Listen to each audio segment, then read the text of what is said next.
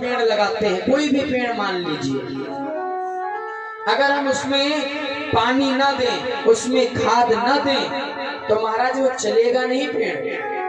बल्कि हमारा खेत तो पहले से उपजाऊ है और उसमें और खाद देते हैं, फिर भी कभी कभी पेड़ चलता नहीं है, वो बेकार हो जाता है।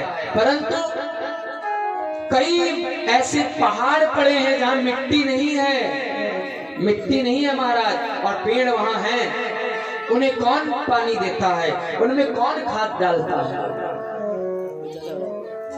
हम मनुष्य हैं, हम मनुष्य हैं, हमारे पास हाथ है, पांव है, मुख है, हम बोल सकते हैं, कमा सकते हैं, खा सकते हैं, परंतु बहुत जानवर हैं, छोटी सी चींटी, जितना उसको भोजन चाहिए भगवान उसे उतना भोजन देते हैं। इतना बड़ा हाथी होता है, हाथी को जितना भोजन चाहिए भगवान के द्वारा उसे दिया जाता है। किसी विद्वान ने कहा है कि संसार में मात्र मनुष्य ही कमाता है और मनुष्य ही दुखी रहता है। ये सभी जानवर भगवान पर आश्रित हैं, प्रकृति पर आश्रित हैं, तो भगवान इन्हें दे रहे हैं। चींटी को तन भर देता है, हाथी को मन भर देता है। जिसको जितना चाहिए भगवान के द्वारा उतना मिलता है। पर अगर हमारे अंदर अभिमान है तो भगवान का नाम ही गर्वाहारी है।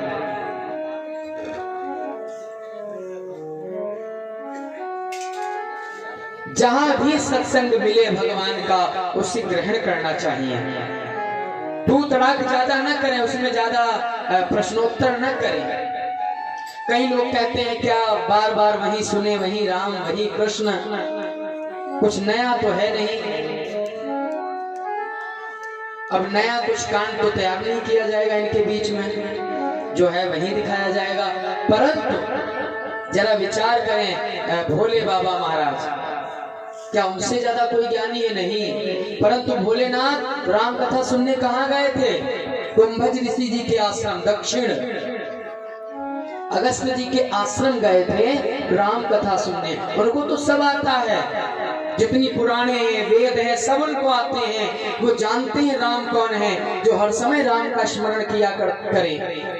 क्या उनको अगस्त मुनि कथा सुना सकते हैं? नहीं। परंतु भोलेनाथ सुनने गए। क्यों? क्योंकि राम कथा कितनी भी सुन लो, कभी छकना नहीं चाहिए कि हमने बहुत सुन ली, हमें बहुत आ गया, अब हम बहुत ज्ञानी हो गए। कोई जरूरत नहीं है। भोलेनाथ ने सुनी, परंतु माता पार्वती जी ने नहीं सुनी राम कथा। अच्छा, भगवान की लीलाओं को ठुकराने का भी बड़ा बुरा असर होता है। रामायण में तुलसीदास जी महाराज ने जब माता पार्वती जी जा रही थी राम कथा सुनने के लिए अगस्त जी के आश्रम पर, तो चौपाइयां पढ़े। तुलसीदास जी ने बड़ी उपाधियां लगाई हैं। संग सती जग जननी भवानी, पूजे ऋषि अखिलेश्वर जानी। साथ में कौन है? जगत जननी भवानी, सती साथ में है। परंतु जब महामुनि अगस्त जी ने कथा सुनाई, राम कथा मुनि वर्ज बखानी, सुनी महेश परम सुख मानी। केवल सुना किसने? भोलेनाथ ने। माता पार्वती का मन ही नहीं लगा। माताओं में आदत होती है, उनका अगर मन नहीं लगा है तो नहीं लगेगा। माता सती का भी नहीं लगा, सती का मन नहीं लगा, उन्होंने राम कथा को ठुकरा दिया। तब उनकी उपाधियां भी चली गईं। अगर आप राम के नहीं हैं तो आप चाहे जितने भी ऊंचाई पर क्यों ना हो, सम्मान आपका कोई नहीं करेगा। जब उन्होंने राम कथा नहीं सुनी तो गोस्वामी जी ने क्या लिखा?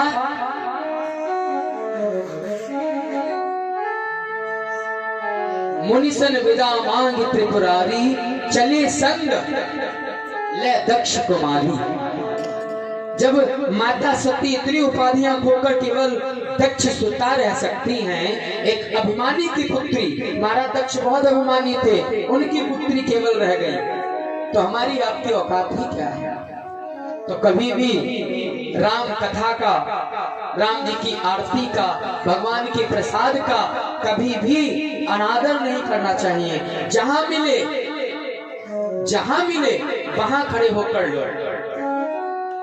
यहाँ आरती हो भी नहीं पाती है कहीं भैया, तो तब तक गांव पार कर जाते होंगे। गलत है यह। आप आरती प्रसाद लेकर ही जाया करें। आइए सुंदर झांकी का दर्शन, और सभी भक्तगण पधारेंगे। आज भगवान की विदाई झांकी है, तो सभी भक्तगण पधारे। बोलिए वृंदावन बिहारी लाल की जय। श्री बिहारी जी की सुंदर झांकी है। जो भी भक्तगण प्रणाम करना चाहें और जो